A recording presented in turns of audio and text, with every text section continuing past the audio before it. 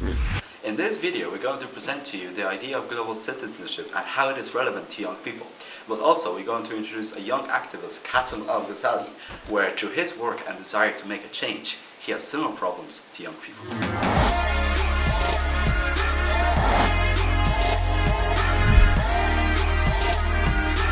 We are the team Foreigners, and we combine our powers in order to show you how important it is to expand our horizons and be globally aware.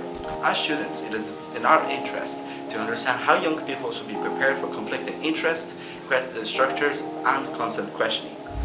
And this is exactly what our group believes global citizenship is about. It was also the main reason why we chose Kassem as our activist in the country of Switzerland, as he is the perfect candidate for portraying how he inspires young people like him, whether they are from the same background as him or they are young people in Ireland like us who got inspired by his works.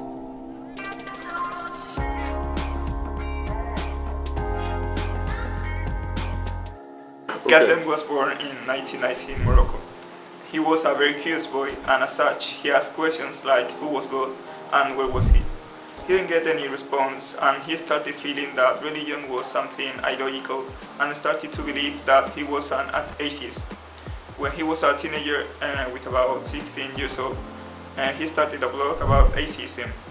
Though he had internet access, he had no freedom of speech, because when his family and friends found the blog, he was banned and forced to leave the country. And this is where Al-Ghazali's journey began. He sought refuge in Switzerland, where he takes action up to this day. Kassem didn't feel like he was at home in his home country due to the fact that he was exposed to a lot of hate speech and lack of freedom of speech and ethnicity. It is illegal in some way to be an atheist in Morocco because the law states anyone who employs instruments to shake the faith of a Muslim or to convert him to another religion. That's illegal in Morocco. He ended up in a Swiss embassy in Rabat, where after a 4-hour interview he was granted a Swiss visa. Today he is a vice president of a small NGO called the Forum of Democracy and Human Rights, and he hosts lectures on beliefs in the Muslim world. Last year he ran a successful campaign to pressure the Swiss government to deny entry to an extremist Saudi cleric Mohammed Al-Arifi, who is shown in a YouTube video allegedly making misogynistic and anti-Semitic statements. So the main reason for Kassem to abandon Morocco and live in Switzerland was mostly in Switzerland he was not under the fire of serious death threats, and he could finally express his own beliefs where people listen and support him. What also grabbed our attention was that he mentions a very important point in one of the videos he took part. I don't belong to any place at the moment. My homeland for the moment is Switzerland.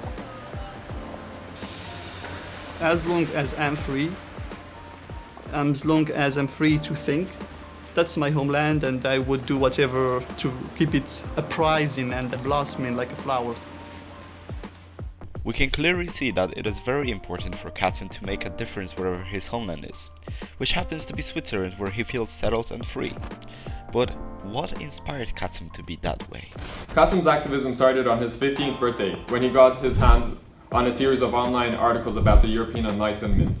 Kassem learned that Europe underwent the same religious scrutiny as Islam is currently undergoing. The European philosophers talked about the human race rather than the European race, and welcomed the process made by human spirit and not the European spirit. This was a huge inspiration to Kassem and his activism. Kassem currently uses his blog kassemalghazali.com to share his thoughts and often gives speeches at the UN and other events.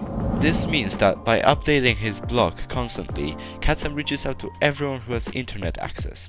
His beliefs and bravery to express them reached many young people who are exactly in the same situation as Kassem was when he was questioning his religion himself. Kassem's life is fairly similar to our lives here in Ireland. This is due to the fact that both Ireland and Switzerland are well-developed countries. The pushing of new ideals and improvements is common in both of these countries. Kassem often writes about the power Islam has over its people, and also the problems that occur with that power. Ireland was heavily under the influence of the church throughout the 1900s, so his activism is applicable to Ireland. The fact that there are many similarities between him and many people around the world only solidifies his power to make significant change within societies and people's mindsets. This is what makes him a great role model and an inspiration. All that is left to do now is to not take people like Khatem al-Ghazali for granted and learn from their experiences and messages. What we want you to do is to get inspired from the things he had done, and with that, inspire others.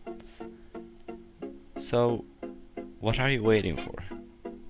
Go out there and make a change.